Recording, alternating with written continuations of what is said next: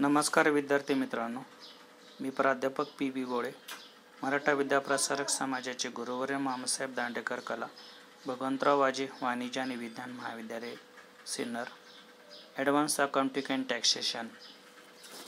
मागील लेक्चरमध्ये जे प्रिन्सिपल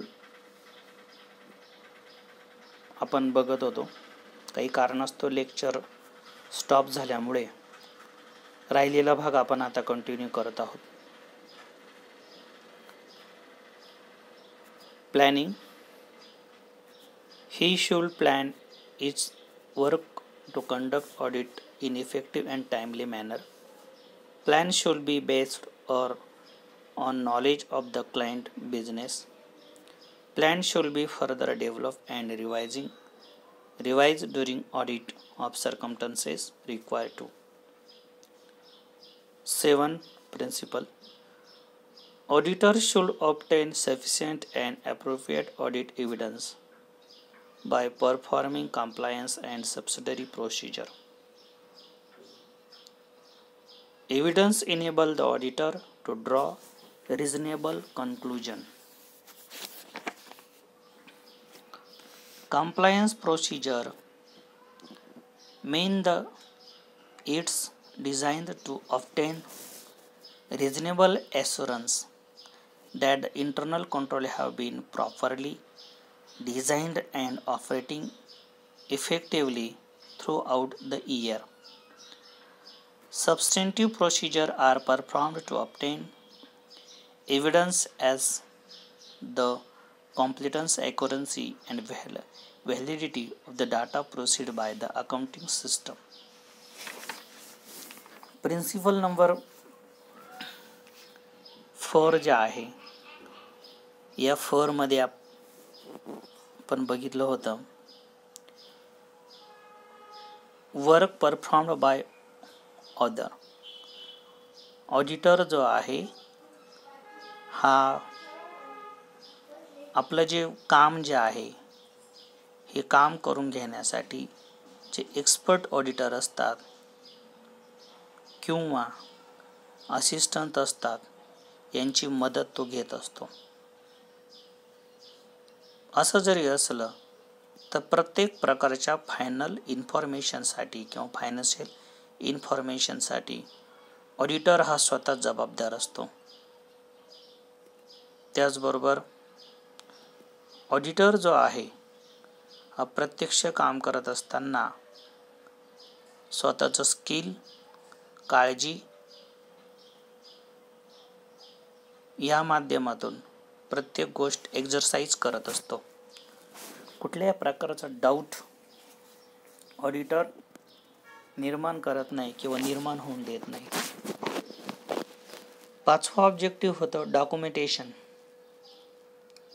डॉक्युमेंटेशन करत असताना जे प्रॉपर मेंटेन वर्किंग पेपर आहे याची तो खात्री करतो.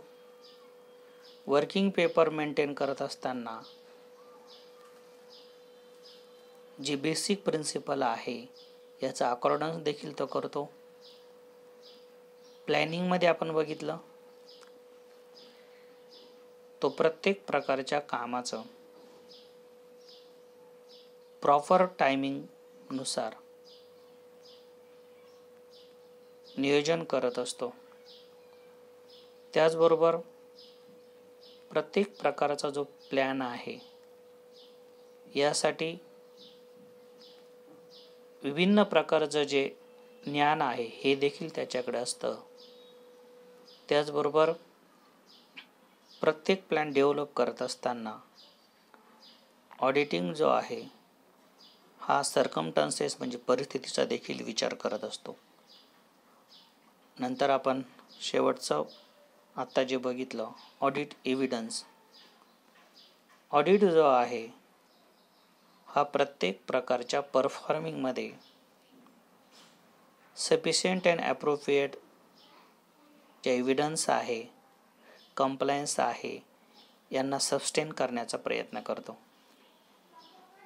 रिजनेबल जे कन्क्लुजन आहे प्रत्येक एव्हिडन्सचं शक्य ते कन्क्लुजन काढण्याचा प्रयत्न करतो. त्याचबरोबर इंटरनल कंट्रोलसाठी ज्या काही ऑपरेटिंग लागतात, डिझाईन लागतात, हे देखील तो थ्रूआउट करत असतो. त्याचबरोबर प्रत्येक प्रकारच्या प्रोसिजरमध्ये जे एव्हिडन्स असतात यांचं कॉम्प्लिटन्स करणं, ॲक्युरसी निर्माण करणं, प्रत्येक डाट्याची व्हॅलिडिटी जे आहे हे प्रोड्यूस करणं, हे देखील ऑडिटरचं प्रिन्सिपल आहे. 8 नंबरचं principle, accounting system and internal control. Internal control system ensures that the accounting system is adequate and that all the accounting information has been duly recorded. The auditor should understand the accounting system and related internal control adopted by the management. He should study and evaluate internal control system to determine the nature, timing and extent of other audit procedure. Accounting system आणि internal control प्रिन्सिपलमध्ये आपण बघितलं की internal control system जे आहे हे advocate आणि इन्श्युअर बनवण्यासाठी ज्या इन्फॉर्मेशन डेली रेकॉर्ड केलेल्या असतात त्याचं इंटरनल कंट्रोल करण्याचं काम ऑडिटर करत असतो. त्याचबरोबर ऑडिटर जो असतो हा अकाउंटिंग सिस्टम आणि रिलेटेड इंटरनल कंट्रोल हे ॲडॉप्ट करून प्रत्येक माहिती मॅनेजमेंटला सांगण्याचा प्रयत्न करतो.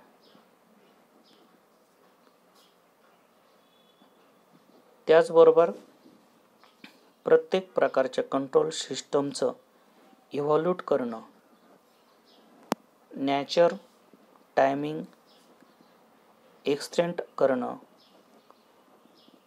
ऑडिटच्या प्रत्येक प्रोसिजर आहे याचा स्टडी आणि इव्हॅल्युएट करण्याचं काम ऑडिटर करतो. 9 principle, audit conclusion and reporting. The auditor should review and assess the conclusion drawn from the audit evidence obtained through performance of procedure.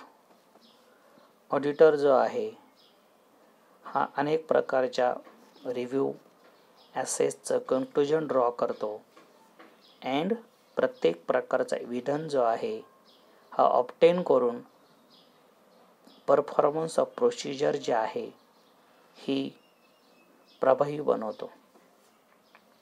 The auditor report should contain clear written expression of opinion of the financial statement.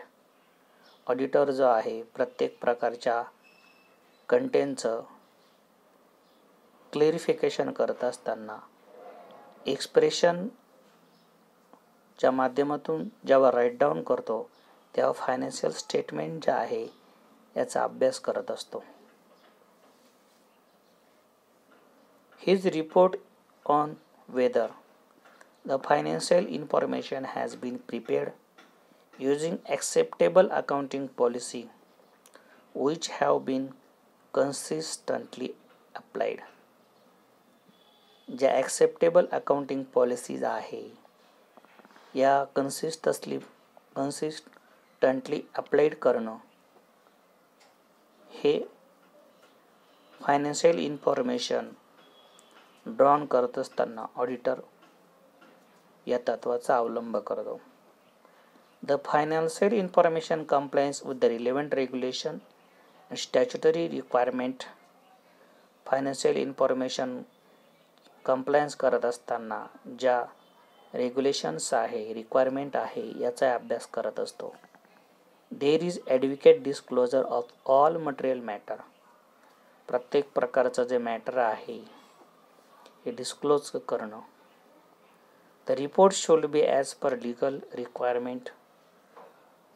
When other than clean opinion is given, the audit report should state the reasons thereof. ऑडिटरच्या माध्यमातून प्रत्येक रिक्वायरमेंटचा अभ्यास करणं, other than जे काही opinion घेणं, audit report state of reason thereof, आणि प्रत्येक रिपोर्टमध्ये प्रत्येकाचं रिझन देणं हे देखील ऑडिटचं प्रिन्सिपल आहे. ऑडिट जे आहे, ऑडिटचे प्रिन्सिपल्स आपण यामध्ये बघितले. तुम्हाला अजून ऑडिट म्हणजे नेमकं काय आहे हे जर तुम्हाला समजून घ्यायचं असेल, समजलं नसेल, तर नेटवरती तुम्ही सर्च करून what is audit, objective of audit याचा थोडासा तुम्हाला अभ्यास करावा लागेल.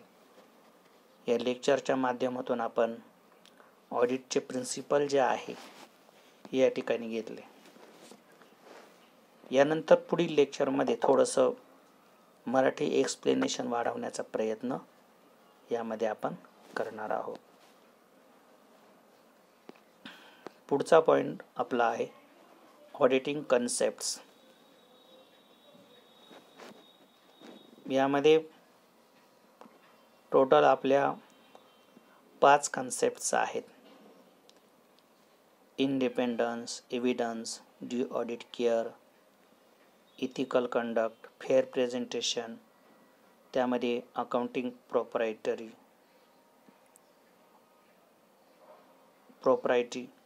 Advocate disclosure, audit obligation. यानंतर राहिलेला भाग पुढील लेक्चरला बघूया. धन्यवाद.